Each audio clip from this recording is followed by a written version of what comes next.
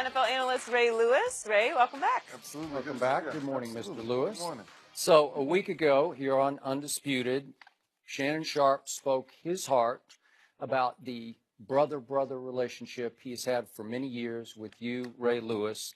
Shannon had called you out here on Undisputed, then on your Showtime show, you had spoken about how a friend had called you out. You two finally spoke by phone. You sorted it out. So give us just briefly your thoughts on how it all came to a conclusion. Yeah, Skip, Shannon and I have been friends for 21 years. And you went through a lot, man. And we have said way too much on camera. Okay. We talked off camera. And what we said, it was enough. It was enough. 21 years of friendship, yeah, it was enough. So was it easy to agree to disagree? Once again, I don't think it's about about being easy or anything. I think it's about two brothers having a conversation. Yeah, simple. That's what I said. I think enough was said on camera. Yeah. Fair enough. Yeah. Onward and upward. Fair enough. You're good. Yeah, we talked, and like I told him, I said, 21 years, and I said, I know it was tough because those closest to you, when they offer the harshest critique, that stings the most. I say, but we were friends before this issue even came up. We're going to be friends through this. We're going to be great friends after this. That's always going to be the case. He literally is like a brother to me. He's one of the few guys that can call me and say, Shay, I need something. It's not what you need, when. I'm there. He knows that. And that's always going to be the case. He's like a little brother to me. I always had a big brother. He never had a big brother. Yep. I'm his big brother. And that's how I treat him, and that's how we treat each other. Well, all I know is Ray Lewis is sitting right there next to you. And we're good. Yes. Well, we're good. Let's talk about the Patriots then. We're not good. They came into the season as heavy favorites to repeat as Super Bowl champions, but they are 2-2 after losing at home on Sunday against the Panthers. The Patriots defense is by far the worst in the NFL in total defense and has given up the second most points. So, Ray, how can they fix this? Listen, it's going to take chemistry, right? I mean, people, I think, missing pieces, changing pieces. You know, free agency comes in, the defense looks different.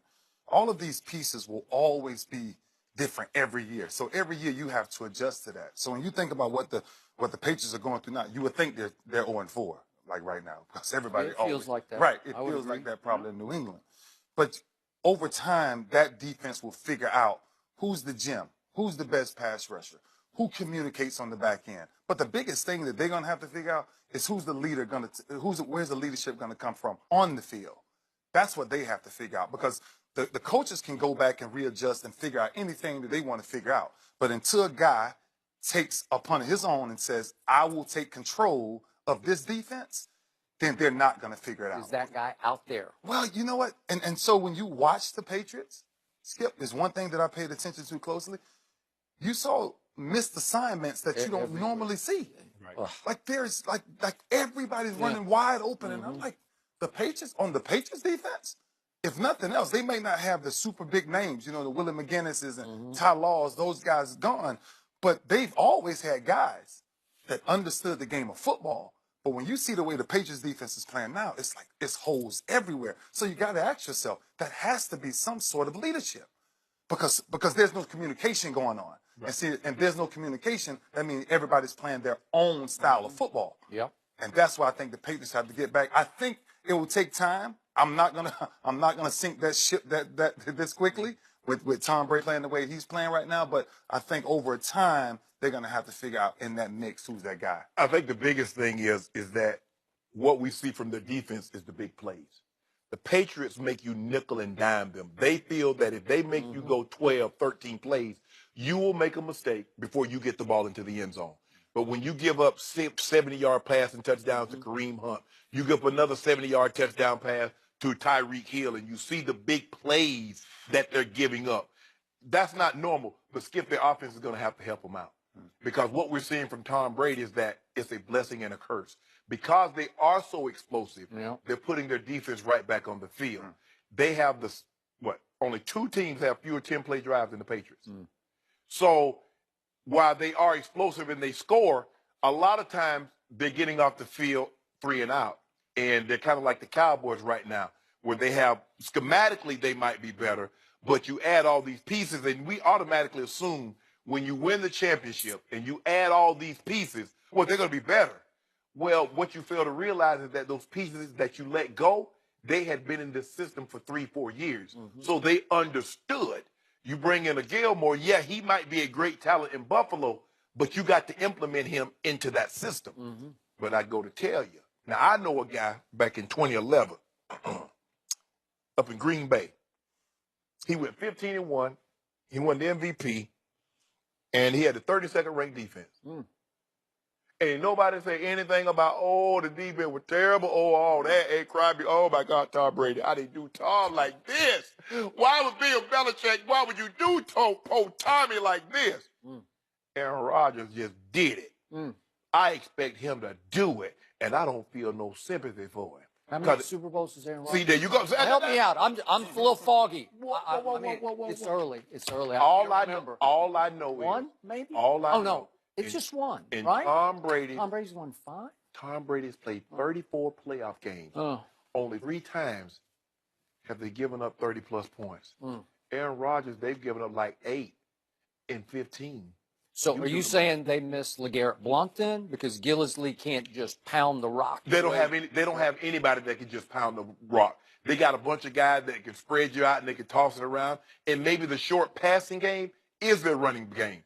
But sometimes when you get the lead, Skip, you just need to be able to turn around and hand that ball off, kind of like what kind of like what the Rams did to your Cowboys. We got to bring that back up. Oh, my bad. So back to the Patriots, who are the defending champs of this league. In all my years of covering the National Football League, obviously I didn't play to Hall of Fame levels like these two did, but in all my years of covering, I have never, ever seen anything like this phenomenon. I know it's only 4 games, but it is 4 games. It's not 1 game, it's 4. Right. This defense was #1 scoring defense in football last year. #1. And all of a sudden, it's not just 32nd like Green Bay's defense was. It's on an historically bad pace to be the worst defense since the merger in 1970. Because just to remind everybody, Kansas City went to Foxborough and rang up 537 yards. That's a lot of yards. New Orleans, 429. Houston with a rookie quarterback in Foxborough, 417 total yards. And then Carolina, who got just stepped on by New Orleans the week before at Carolina, goes to Foxborough and rings up 444 yards. This is horrendously bad, given the fact that it's the quote-unquote best defensive coach in football history, Bill Belichick, because this is really, really wrong. And I keep looking at the personnel. That's why I was asking, is that guy out there? The personnel on defense didn't change dramatically. You added the best corner on the market, Stephon Gilmore, and he seems like he's just lost, man. He's looking around at Devin McCourty like, what are you doing? Devin McCourty's a leader. I think he is one of the two. He and Hightower lead that defense. One from the middle linebacker, the linebacker slot, and one from the safety slot. And they're both there. I know Hightower's been nicked, but he played this past Sunday. And Ninkovich retired. 33 years old, he retired. I'm joked on Monday, maybe Belichick will call him this week and say, you got to come back, give me 2 or 3 games, you know, because something, that's it. All the rest of them are all there. Shea McClellan's on IR, big deal, no big deal. They picked up that Cassius Marsh from Seattle, okay, but they're still about the same bunch of guys. All the additions came on offense, obviously, all the new toys that it looked like Brady had.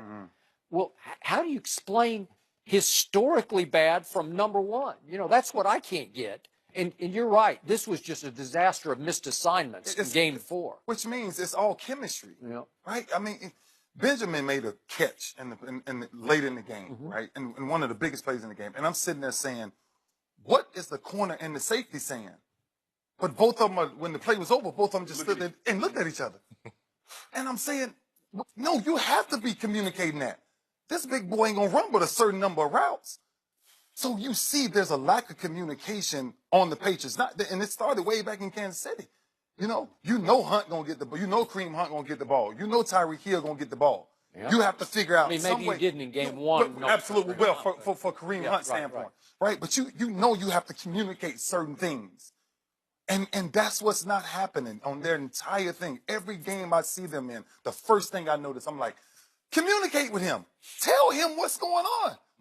And Is it possible that Stephon Gilmore, as talented as he is, just doesn't fit in the system? That could be a possibility because the thing is, what they pride themselves on defensively is doing a lot of things on the fly.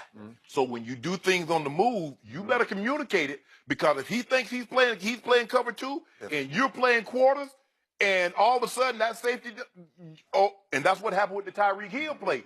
He ran it out and up, and Gilmore thinking he's in cover two and he's in quarters, and McCourty standing on the hash. And So you let the fastest guy on the field just That's my point. right by you. That's my point. Nobody's communicating that. And McCourty's looking over there like, dude, this is quarters. You got that quarter of the field. You got to get deep. Yeah. You see, I'm on the hash, and with the Patriots, they do a lot of things on the move because they don't want you to know what they're in. So they do a lot of disguising. Okay, you do a lot of disguising, but everybody better know at the end of the day who we actually are, because you disguising on the offense, but you disguising your own coverage because he's thinking one thing and you're playing something else. It's a big play touchdown, and then everybody's like, Look at all of the defenses that's playing like really bad right now.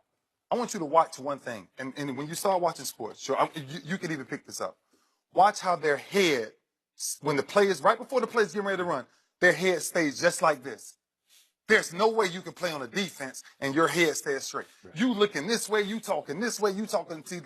Nobody's communicating anymore. Everybody's just there to do their job.